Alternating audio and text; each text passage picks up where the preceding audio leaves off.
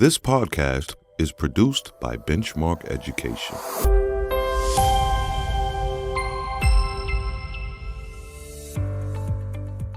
In this episode of Teachers Talk Shop, differentiating instruction for advanced readers. I'm Kevin Carlson, and this is Teachers Talk Shop. You don't have to be tested as gifted to be advanced. You don't have to have a higher IQ to be advanced. What every advanced reader needs is learning in accordance with where they are in their learning. That is Dr. Nancy Young. She is an educational consultant and author, and she developed the ladder of reading and writing. It's an infographic that maps the continuum of ease in learning to read, which makes it a very helpful tool for teachers to focus instruction and support students. Nancy is the co-editor with Dr. Jan Hasbrook of a new book from Benchmark Education's PD Essentials line called Climbing the Ladder of Reading and Writing, Meeting the Needs of All Learners. You'll learn more about that during this episode. Recently, author and educator Patty McGee spoke with her about the ladder of reading and writing, and Nancy also shared her perspective as an educator and as a parent about the unique needs and opportunities for gifted and advanced learners. Here is Patty with Dr. Nancy Young. Nancy, could we start off by talking about your own personal connection to advanced learners?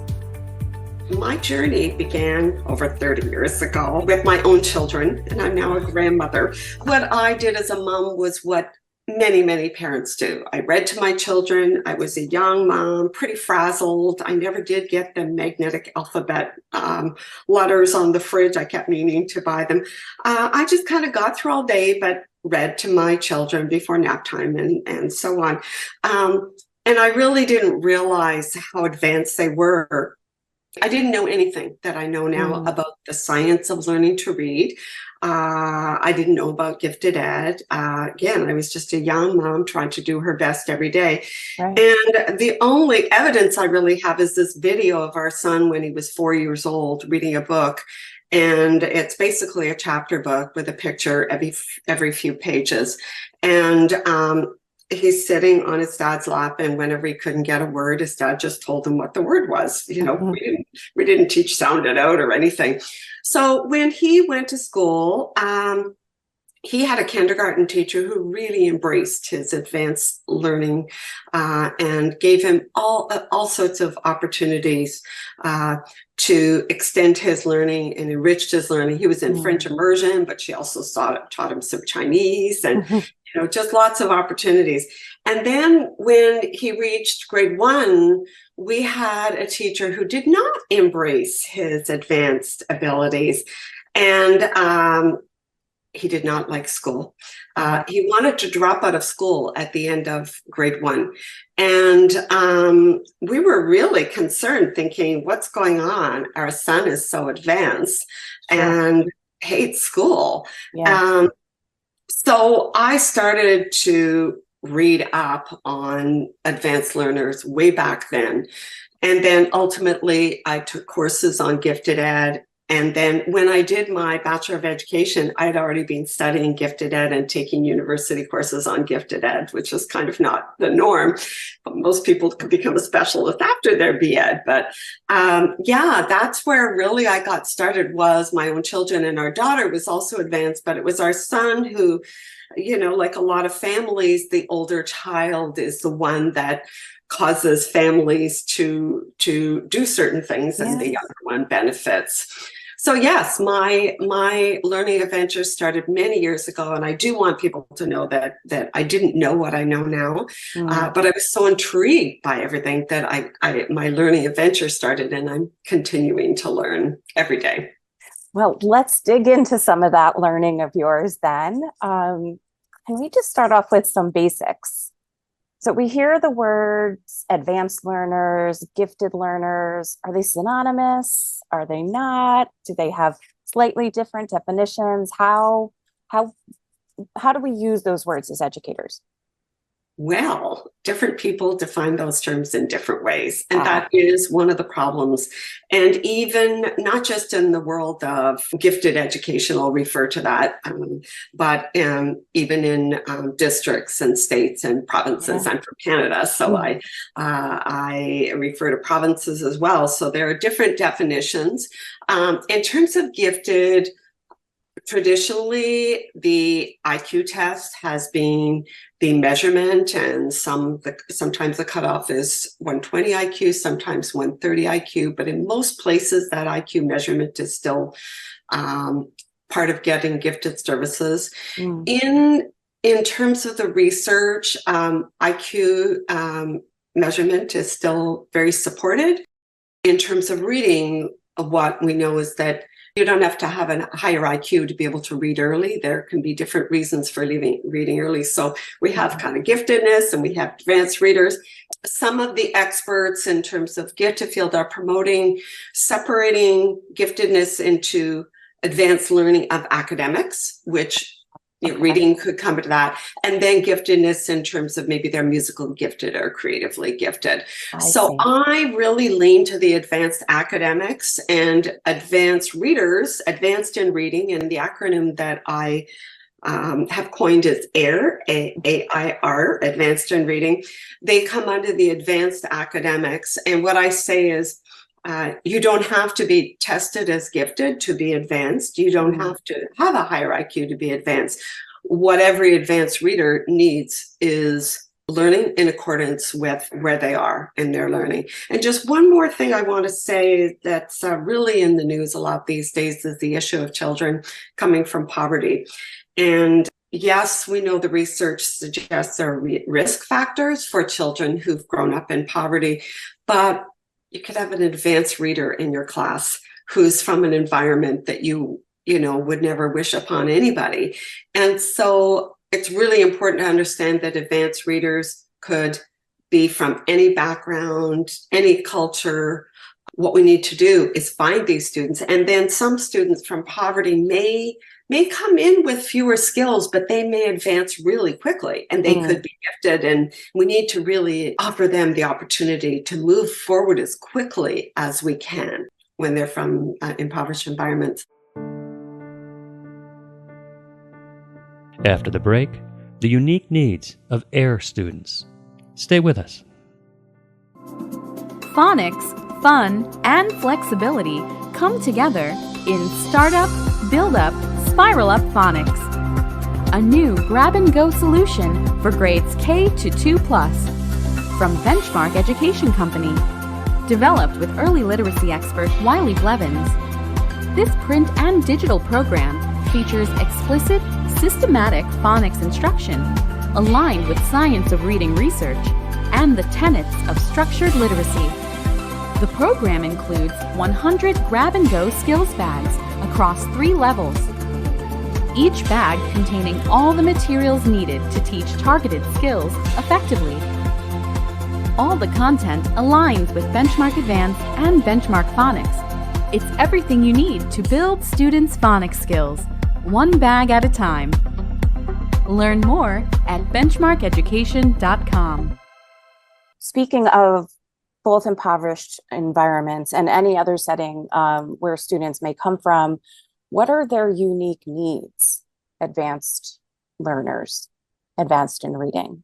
They learn more quickly and they can handle more complexity. So again, if you have a child, let's go back at the beginning of kindergarten. Let's say you have 3 children. One is really advanced and really intelligent, and they are going to be able to handle much more complexity. We don't want to be giving them what children need who are at their foundational stages because they've already mastered the foundational stages. They need to move forward more quickly.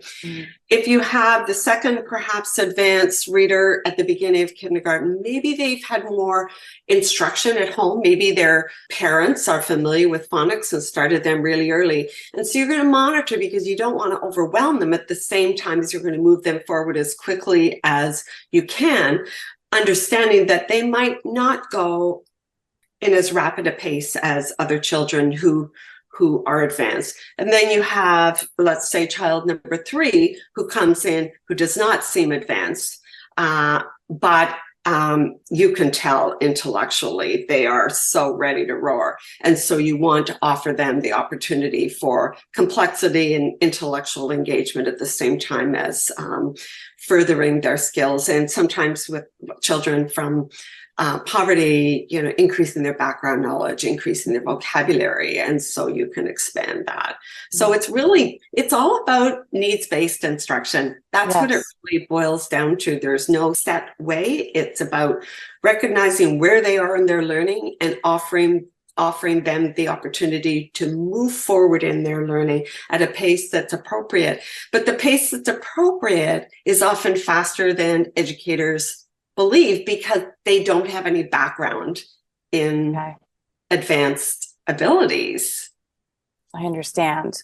So many people would argue that, well, if they're advanced, they're going to do just fine then in school. So why is it really that necessary? I'm asking this not necessarily believing that statement, but I know that a lot of listeners might be thinking that too. And we know that's a belief system that's out there. So what would you say to that? Well, thank you, Patty, for asking that and bringing up that myth. And you're aware it's a myth. It is a myth that they will be fine. And it's interesting because in the world of reading instruction, there's a lot of focus on getting rid of myths, but there are myths that people very informed about reading have actually grown to believe. And one of the beliefs is that these children will be fine. And that's not supported by the research. And the research on children who are advanced getting bored, losing motivation, at risk for dropping out. It's hard to believe, but I learned this many years ago when our son was in grade 1. I thought, wow, look at, children who are very advanced are at risk for dropping out. They're not all going to drop out, of course, but people think they'll be fine and they're on their way to university. And no, that isn't the case. And boredom and underachievement, they get frustrated, can lead to dropping out.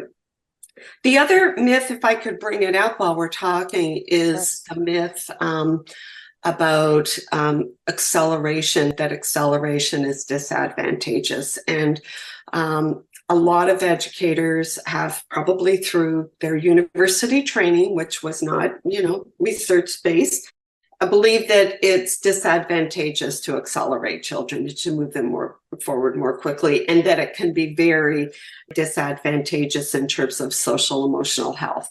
And that actually is a myth.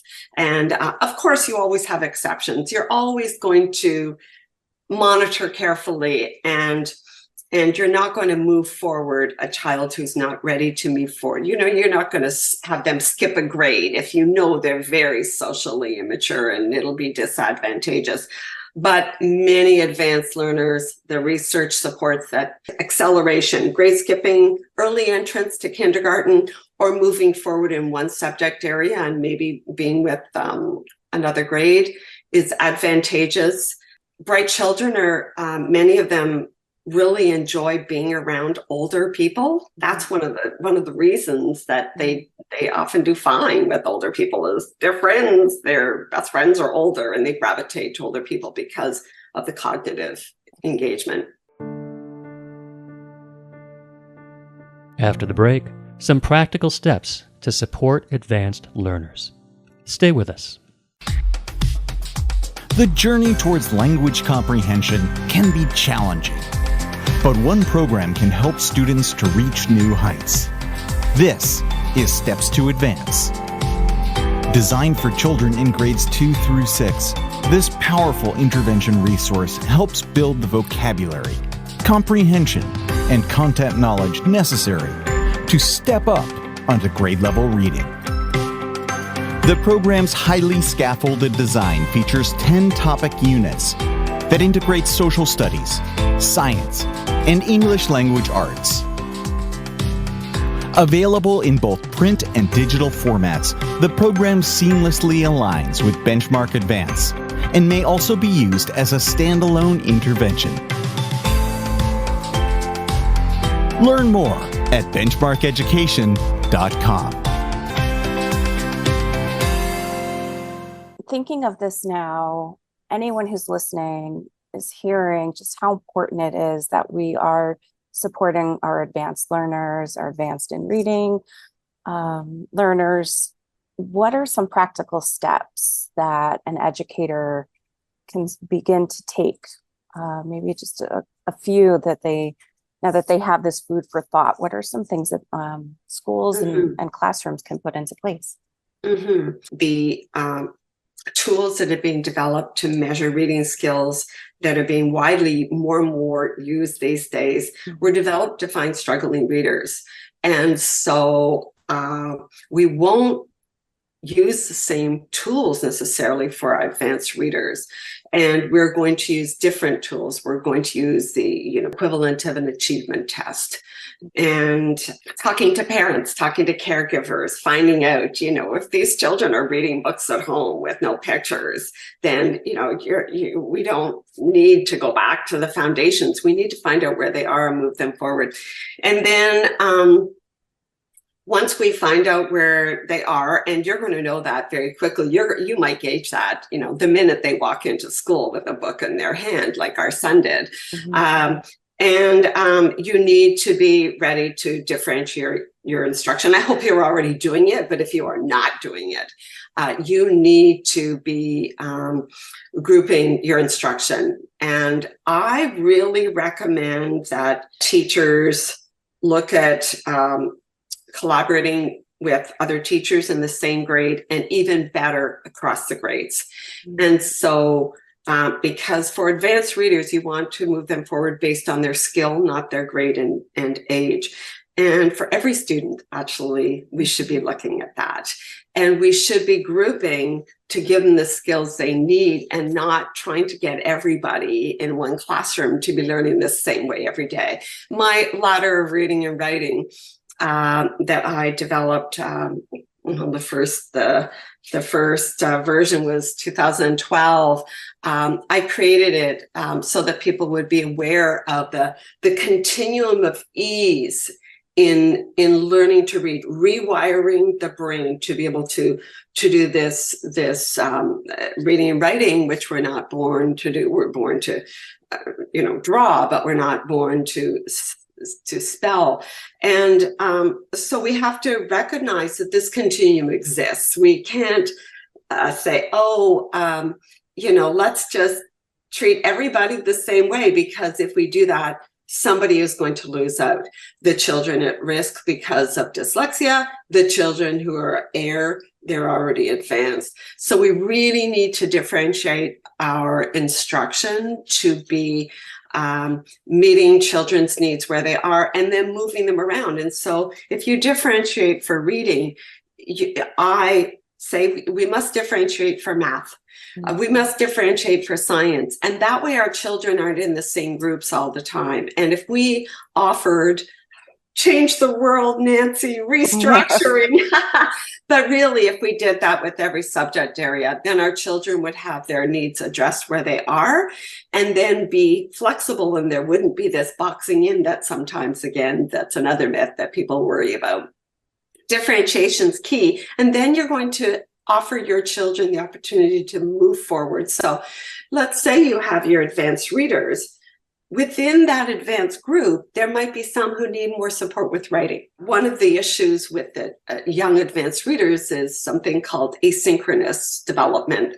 And so their fine motor skills may be less developed, and they need more work on print formation, or they may move to keyboarding. They may have ADHD, be an advanced reader, and really have a problem with those fine motor skills. So we need to differentiate within our grouping. So we're going to be grouping all over the place, and then supporting people as necessary. That's my wish.